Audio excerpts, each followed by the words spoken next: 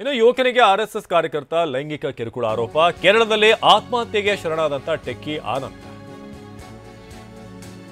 ಕೇರಳದಲ್ಲಿ ಟೆಕ್ಕಿ ಆನಂದ್ ಆತ್ಮಹತ್ಯೆ ಮಾಡ್ಕೊಂಡಿರೋದು ಆತನಿಗೆ ಆರ್ಎಸ್ಎಸ್ ಕಾರ್ಯಕರ್ತ ಲೈಂಗಿಕ ಕಿರುಕುಳ ಕೊಟ್ಟಿರುವಂತಹ ಆರೋಪ. ಇನ್ಸ್ಟಾಗ್ರಾಂನಲ್ಲಿ ಡೆತ್ ನೋಟ್ ಬರೆದು ಆತ್ಮಹತ್ಯೆ ಮಾಡಿಕೊಳ್ಳಲಾಗಿದೆ. ಆರ್ಎಸ್ಎಸ್ ಸದಸ್ಯರಿಂದ ಲೈಂಗಿಕ ಕಿರುಕುಳ ಎಂದು ಆರೋಪ. ನಿರಂತರ ಲೈಂಗಿಕ ಕಿರುಕುಳ ನೀಡ್ತಾ ಇದ್ರು ಅನ್ನೋ ಆರೋಪವನ್ನು ಈತ ಮಾಡಿದ್ದಾನೆ. ತಿರುವನಂತಪುರಂ ಲಾಡ್ಜ್ನಲ್ಲಿ ಟೆಕ್ಕಿ ಆತ್ಮಹತ್ಯೆ ಮಾಡಿಕೊಂಡಿರೋದು. ಕಳೆದ ಗುರುವಾರ ಸಂಜೆ ನಡೆದಿದ್ದಂಥ ಘಟನೆ. ಕೊಟ್ಟಾಯಂನ ತಂಪಲಕಾಡ್ ಮೂಲದ ಆನಂದ್, ನೀವೀಗ ಫೋಟೋದಲ್ಲಿ ನೋಡ್ತಿರುವಂಥ ಯುವಕ ಆತ್ಮಹತ್ಯೆ ಮಾಡ್ಕೊಂಡಿರೋದು. ಅದೇ ದಿನ ಇನ್ಸ್ಟಾಗ್ರಾಮ್ನಲ್ಲಿ ಆನಂದ್ ಒಂದು ಪೋಸ್ಟನ್ನು ಕೂಡ ಹಾಕಿರೋದು ನಾವು ನೋಡ್ತಾ ಇದ್ದೀವಿ. ಬಾಲ್ಯದಲ್ಲೇ ಆರ್ಎಸ್ಎಸ್ನಿಂದ ಅನುಭವಿಸಿದಂಥ ದೌರ್ಜನ್ಯ ಉಲ್ಲೇಖ ಮಾಡಲಾಗಿದೆ. ತನ್ನ ಮಾನಸಿಕ ಅಸ್ವಸ್ಥತೆ ಏನಿದೆ ಅದಕ್ಕೆ ಆರ್ಎಸ್ಎಸ್ ಕಾರಣ ಅನ್ನೋ ಆರೋಪವನ್ನು ಮಾಡಿರೋದು. ಇನ್ನು ಟೆಕ್ಕಿ ಆತ್ಮಹತ್ಯೆ ಬಗ್ಗೆ ಪ್ರಿಯಾಂಕಾ ಗಾಂಧಿ ಟ್ವೀಟ್, ಈ ಬಗ್ಗೆ ಸೂಕ್ತ ತನಿಖೆ ಆಗಬೇಕು ಅಂತ ಆಗ್ರಹ ಮಾಡಿದ್ದಾರೆ. ನನ್ನಂತೆ ತುಂಬಾ ಸಂತ್ರಸ್ತರು ಇದ್ದಾರೆ ಎಂದಿದ್ದ. ಆರ್ಎಸ್ಎಸ್ ಕ್ಯಾಂಪ್ಗಳಲ್ಲಿ ಕಿರುಕುಳ ನಡೀತಿದೆ ಅಂತ ಹೇಳಿದ್ದಾನೆ.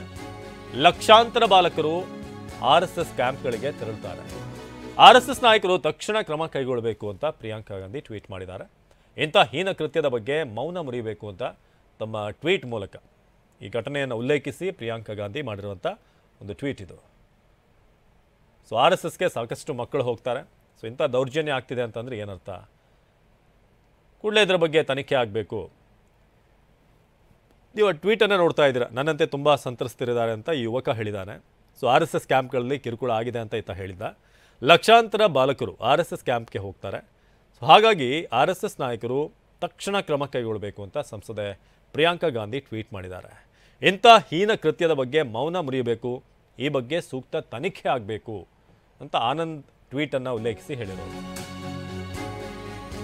ಇನ್ನು ಆರ್ಎಸ್ಎಸ್ನಲ್ಲಿ ಲೈಂಗಿಕ ಕಿರುಕುಳ ಕೊಡ್ತಿದ್ದಾರೆ. ಬೆಂಗಳೂರಲ್ಲಿ ಸಚಿವ ಪ್ರಿಯಾಂಕ್ ಖರ್ಗೆ ಇದರ ಬಗ್ಗೆ ಕೂಡ ಮಾತನಾಡಿದ್ರು.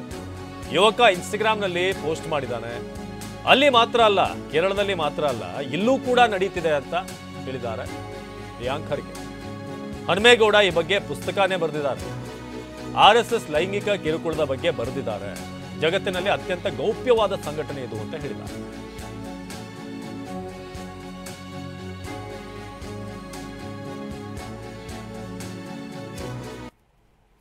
ಆ ಯುವಕದ ಇನ್ಸ್ಟಾಗ್ರಾಮ್ ಪೋಸ್ಟ್ ನೋಡಿದ್ರೆ ಭಾಳ ಸ್ಪಷ್ಟವಾಗಿ ಹೇಳ್ತಾನೆ, RSSನಲ್ಲಿ ಅವರಿಗೆ ಲೈಂಗಿಕ ಕಿರುಕುಳ ಕೊಡ್ತಾ ಇದ್ರು.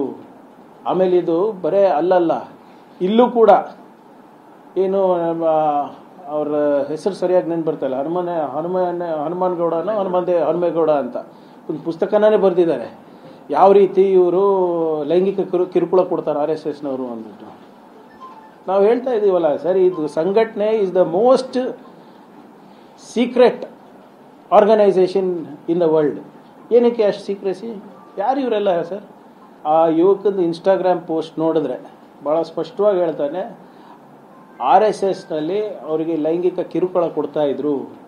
ಆಮೇಲೆ ಇದು ಬರೇ ಅಲ್ಲಲ್ಲ, ಇಲ್ಲೂ ಕೂಡ ಏನು ಅವ್ರ ಹೆಸರು ಸರಿಯಾಗಿ ನೆನ್ಪು ಬರ್ತಾಯಿಲ್ಲ, ಹನುಮಾನ್ ಗೌಡನೋ ಹನುಮೇಗೌಡ ಅಂತ ಒಂದು ಪುಸ್ತಕನೇ ಬರೆದಿದ್ದಾರೆ. ಯಾವ